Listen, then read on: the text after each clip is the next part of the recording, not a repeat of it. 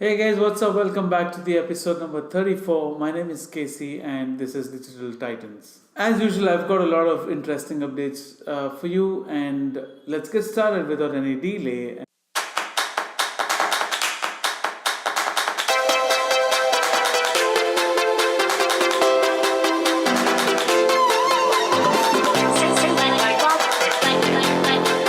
Alright, so as we have gotten used to the fact that I've started including the talking notes as to what you can expect from this session on the right hand side of the screen. So please go ahead and start getting a view of what we're talking about while we're doing it.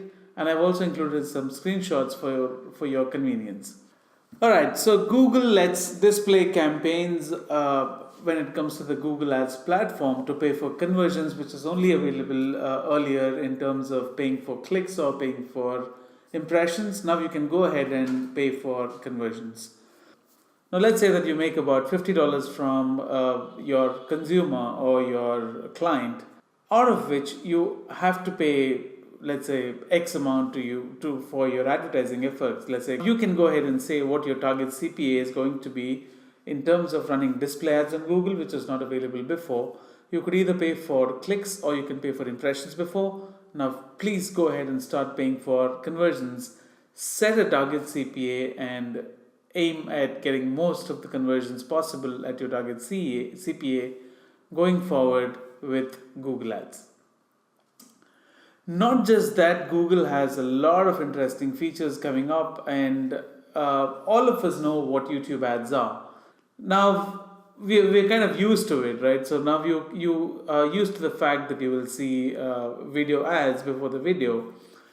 At the end of it, at the end of the video, or while the video is playing at the bottom left corner, we were used to seeing the call to action, which means what's the messaging now? Try it now, or get it now, or come to the site now, or visit site now, whatever. So the call to action phrase was there. Now the overlay is going to get changed completely, and now while you're running video ads on YouTube using Google Ads, you can go ahead and run something called as a call to action. Now you can go ahead and start executing an extension called call to action extension, which would be launching soon to advertisers. Alright, so the next thing that I have is Facebook search ads are in place now, and they are mostly available to the North American advertisers. What it means is it's in no way a direct comparison to what Google search ads are, but I think this has got a very interesting context to it, which means that if you just go to facebook.com and search for something, and you can start expecting to see some ads now. These are called as Facebook search ads. A couple of things to keep in mind. You can't run these ads without running the news feed ads, which means you still have to run these news feed ads. This is like an added extension. When you search for something on Facebook, you would see these image, text, or carousel ads. A text ad with an image, or you can either run a carousel on them.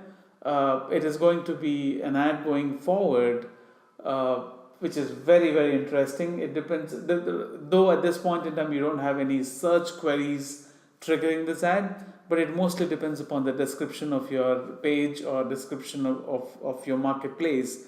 So that's where Facebook is going to pick these ads and start showing to the advertisers. Now it's definitely an interesting move, because it's a new kind of ad. It's a new kind of a format where you can showcase your ads when people search for something on Facebook. What's interesting is your keywords are not going to be making a difference. You cannot compete on keywords, but you really have to compete on the description of your marketplace or what you describe in your page. That's going to define an ad. Now the ad format will definitely include a text. It'll include an image or a carousel, and it's interesting. So let's wait and see what Facebook is up to. The next piece of update, as you can see on the screen, is Google is going to roll out the new call to action for video ads. As I had mentioned. Now just go through the screen and you will see what they look like. In this particular screenshot, book is going to be a call to action, which means you can either book this hotel, book an accommodation, book a table. It could be anything, but this is exactly how it seems like. Now, Google has launched a WordPress plugin which would include all the Google statistics at one place. Now, it would give you integrated analytics, search console, and it's called as the Sitekit. Now, just go to your WordPress website, go to the plugin section, try installing this plugin, which is called as the Sitekit by Google. And Google also invites people to sign up for the beta version of this plugin. I have already done it, so I strongly recommend you to go ahead and do it. So just go ahead and sign up for this plugin and see how this works. Though it does not give you any features that Google is not already providing, but it lets you consolidate all the information in one place from Google Search Console, from a lot of other platforms by Google, and it gives you all the data at one place. Now, that's a very interesting thing as far as for all the WordPress users out there. Now, you would know the importance of this because this really makes a difference. Yes, so I have also included a screenshot of what Google said on its blog, which means that which reads that with Google Sitekit installed, WordPress users can access unified insights and Google product capabilities directly from the WordPress panel. Where it's helpful, Sitekit will also provide deep links into Google products for advanced reports and product configuration capabilities. Understood. So you would want this to be framed in simple, understandable sentences. Now, this is exactly for you. Read the next screenshot that I have in place. This is directly from the Google blog, and let's see what this reads out. Now, this reads that you would get data from Search Console, from Analytics, from AdSense, and it also would give you insights from the Paid Speed Insights, which would tell you about how. Now, this would also read insights from your Paid Speed Insights about how fast your website is loading and things like that. Now, you could have a consolidated data about all pertaining to all these factors at one place with this new WordPress plugin.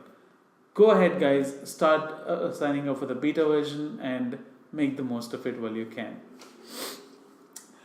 Alright, so Google brings Google Lens visual search onto Google iOS, which was only available to Android before. Now, anybody using Google on iOS can go ahead and start installing the Google Lens app, or with the new Google app that you've installed on iOS, you can start taking pictures.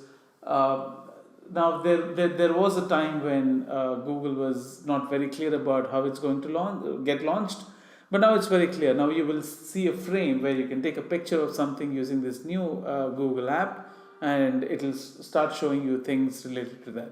So Google Lens on iOS is in, guys. Go ahead, start installing it and make the most of it.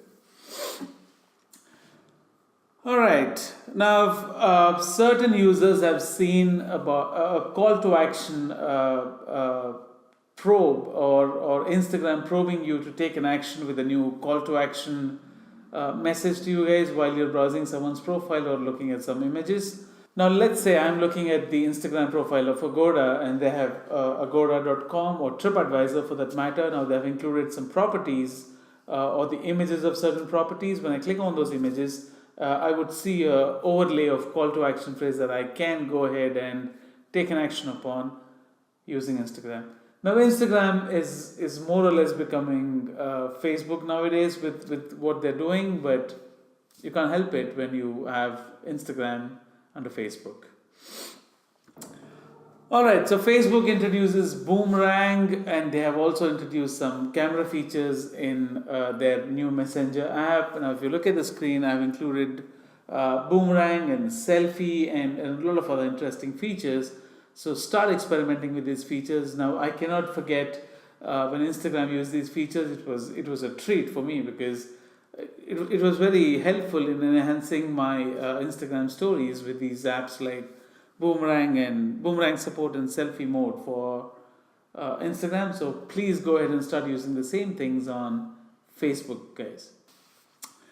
Alright, so how many of you have seen a new create button on your Facebook apps where you click on create and you would see a screenshot right there on your screens which talks about creating a page, an ad, a group, an event, a marketplace listing, and a fundraiser event. So if you have seen that, you're one of the very few people seeing it, because I have scouted this and I have had some users talk about this to me. So I've just asked them to send me a screenshot. So that's how you see this. Alright, so the last two updates that I have are from WhatsApp, where WhatsApp is rolling out a feature where you could do a group calling limited to 4 people at this moment, at this point in time. Now, group calling is live on WhatsApp, and you can start making these group calls on WhatsApp where you can talk to 4 people at one time. You will see that plus option where you can start adding people onto this call.